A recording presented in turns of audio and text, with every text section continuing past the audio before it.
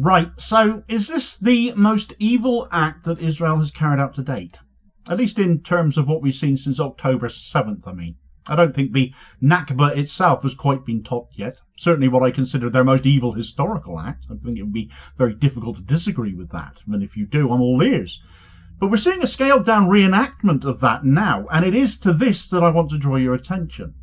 For the last several weeks, as many of you will no doubt be aware, there has been an added emphasis to the Israeli militant action in northern Gaza, the desire to carry out the so-called general's plan that really ought to be called instead Netanyahu's orders, because he is calling the shots after all. The desire to remove every Gazan from northern Gaza, and that they need to go or otherwise they will be seen as active combatants. We've heard that being spoken of for weeks now, but it wasn't until yesterday that we actually saw scenes I'm sure would be reminiscent of that scaled down Nakba. Thousands of people being evicted en masse from their homes in Beit Lahia as the entire city was emptied of people, rendered uninhabitable by the IDF. Where perhaps a lot of us never thought Israel would end up going this far. They've just proven otherwise. That they absolutely are going to go there, and this will just be the start. We looked at the statement made by officials at the highest level, those in the war cabinet. We looked at how soldiers interpreted those statements, those on the ground, and how they called as well for the dehumanization of Palestinians and for the obliteration of Gaza. We looked at the entire context as well, one of apartheid, dispossession, military occupation, and the only reasonable conclusion we could make is that Israel intended to commit genocide. Right, so that was Agnes Callamard, the General Secretary of Amnesty International, speaking about the report they have just produced themselves, all 296 pages of it, directly accusing Israel of committing the crime of genocide. Make no bones about it, they've said it. Their latest report covers incidents not just of missile strikes, airstrikes, attacks on aid workers, such as the recent killing of several more members of the World Central Kitchen, but also the destruction of cultural sites such as Baalbek in Lebanon, and attacks on religious sites, namely mosques and churches, plus the razing of agricultural sites, making life in Gaza impossible to sustain, even with the support of organisations such as UNRWA, who have themselves also come under attack, both literally and politically. Of course, the biggest problem Amnesty and other organisations like them have is that every time they inform Israeli officials of these incidents and demand an explanation, no substantive response ever comes out of it. They deny such things happen. They claim they are protecting civilians as much as possible. They claim that their army is the most moral army in the world. They claim that Israel has the right to defend itself. And boy, do Western politicians come out of the woodwork to repeat that same refrain ad nauseum, or perhaps even more nauseously say Israel has the right to defend herself, just to lick the boots of the genocidal Zionist state that little bit more. More than 70% of all those who have died, of course, in Gaza have been women and children. We know Israel has bombed tents full of refugees who have fled fighting. But trapped within the concentration camp-like walls surrounding Gaza, there is only so many places people can physically run to. Saying "but Hamas" each time they are pressed does not excuse Israeli actions against civilians. You don't end up with 45,000 people in Gaza dead and get away with saying they were all Hamas, because only a fool or a Zionist would ever believe such a thing, when so many of these that we've seen in graphic images have been children. Needless to say, Amnesty have not found these claims credible either. Forced displacement meets the terms of committing genocide without taking a single life, after all, and certainly I'm coming on to that point in a moment. But as Amnesty also point out, whatever Israel's view of Hamas, or anyone's view of Hamas, their mere presence does not excuse Israel the crimes it has been committing. Indiscriminate strikes causing multi-generational and intergenerational harm, entire families have been wiped out. That isn't taking precautions to protect civilians. That's the kind of act that comes when the Israeli President Isaac Herzog says there are no innocents in Gaza.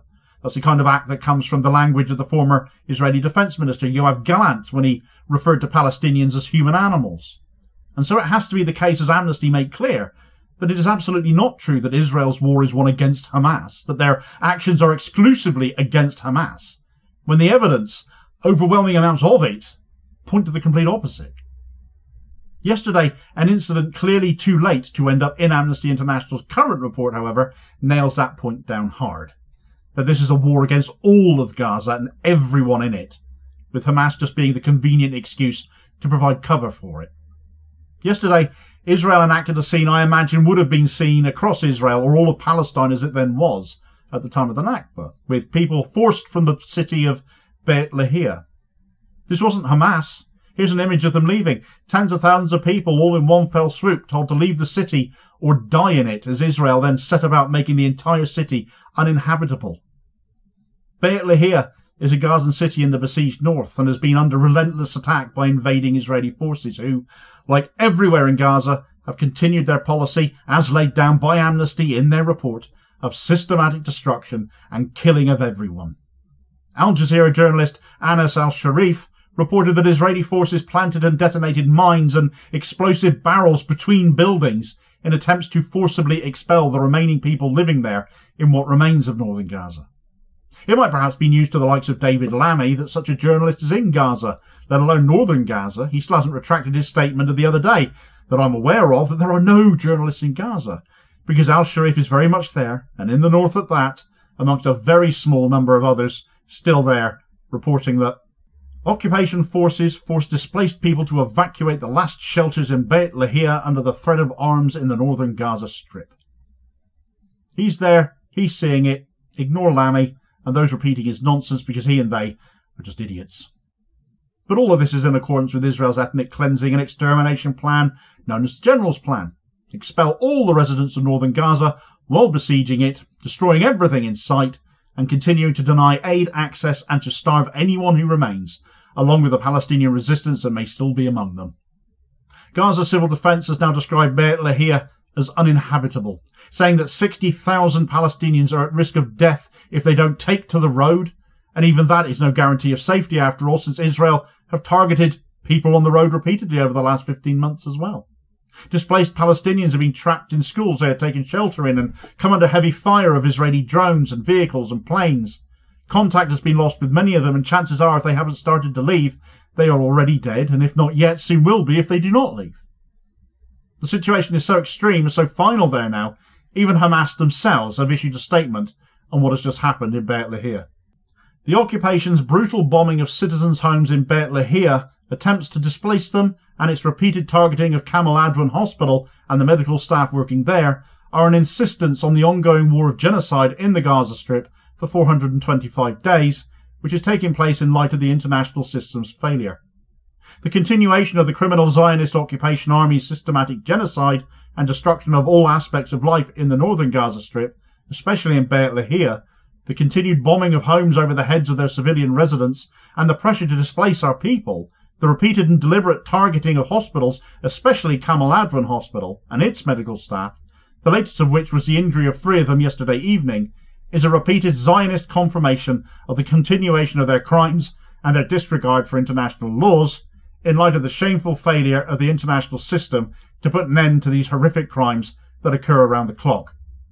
Despite the issuance of international arrest warrants for war criminals Netanyahu and Gallant, the Zionist entity continues to destroy neighbourhoods and residential blocks and forcibly force people to leave their homes, which constitutes an unprecedented war crime and ethnic cleansing in our contemporary history.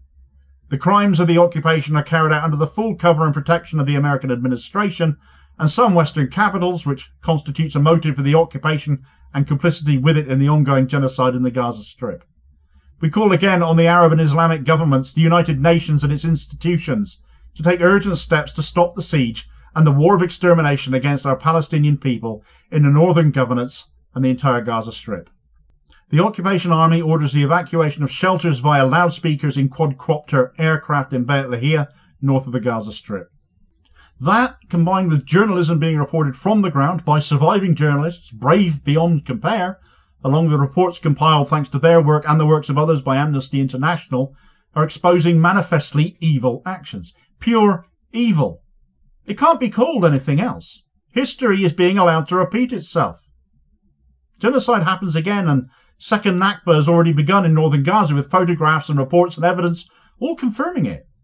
And still nothing politically seems to be changing. And I'm wondering what the hell has to happen to shake this planet sufficiently that something shifts politically, something changes, and that the whims of an absolute despot like Benjamin Netanyahu are no longer being acquiesced to the sickening degree we keep on seeing and continue to see. Meanwhile, of course, resistance to Israel continues unabated by those with the wherewithal and preparedness to face such abuses down. Take the Houthis in Yemen, for example, or Islamic State in Iraq.